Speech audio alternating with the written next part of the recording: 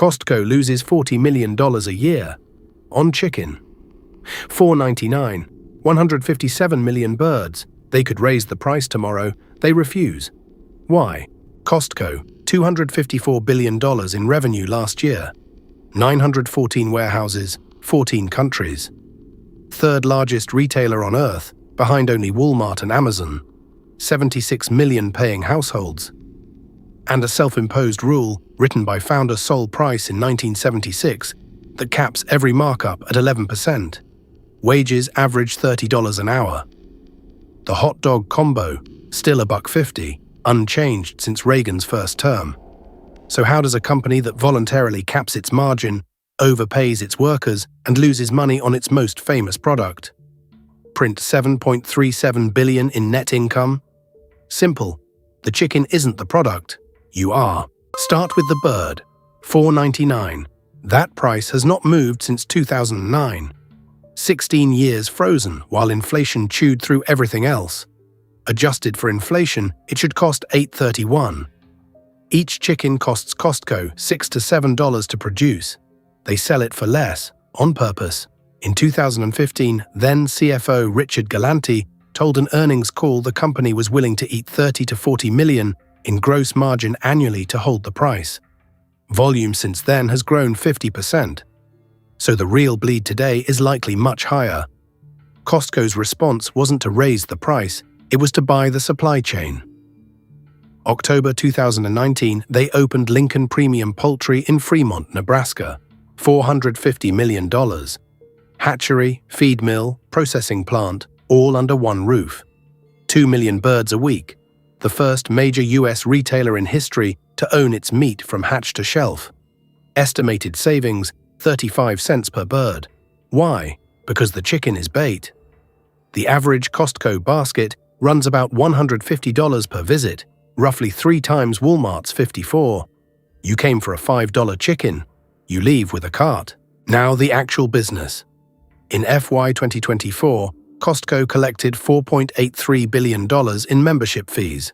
That single line item, less than 2% of total revenue, produced roughly 52% of the company's $9.29 billion in operating income. Read that twice. The merchandise, the chicken, the tires, the 40-pound bags of rice barely makes a profit. Sol Price's 11% ceiling guarantees it. The actual profit engine is a subscription. $65 for the basic card. $130 for executive, which kicks back 2% on purchases up to $12.50 a year. And here's the moat. 92.9% of US and Canadian members renew, 90.5% globally.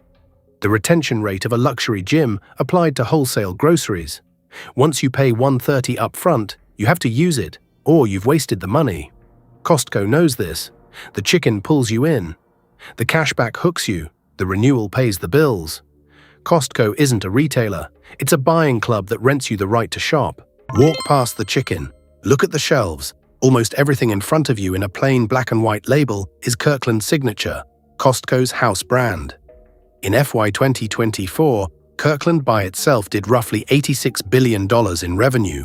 Nike, $51 billion. Coca-Cola, $46 billion. Combined, still smaller than Costco's private label, Kirkland is the largest consumer brand most people have never heard of. The trick? Most Kirkland products aren't made by Costco. They're made by the brands Kirkland competes against. Kirkland coffee is roasted by Starbucks. Kirkland batteries are manufactured by Duracell, confirmed on camera by then CEO Craig Jelinek in 2016.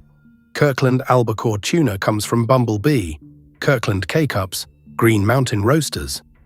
The deal is simple. Costco tells the manufacturer, you want access to 147 million cardholders, you co-pack a Kirkland version. Priced 15 to 20% below your own brand.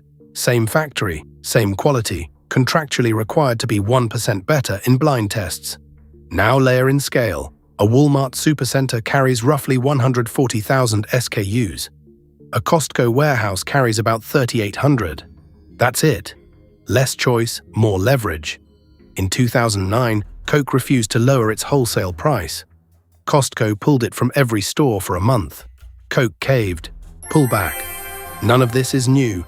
In 1976, a 60-year-old lawyer named Sol Price, just forced out of his own company, FedMart, opened Price Club in a converted Howard Hughes aircraft hangar in San Diego.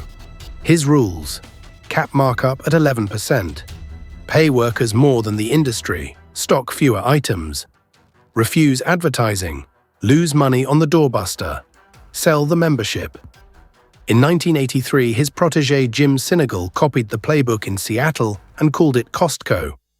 The two merged in 1993. Patrick Boyle would put it this way: Costco isn't a retailer, it's a hedge fund. Short markup, long retention, long throughput.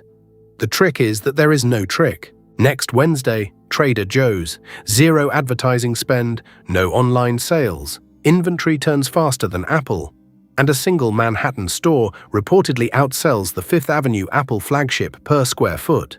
Subscribe to The Hidden Ledger. Drop your business model questions in the comments. The best ones get answered on camera.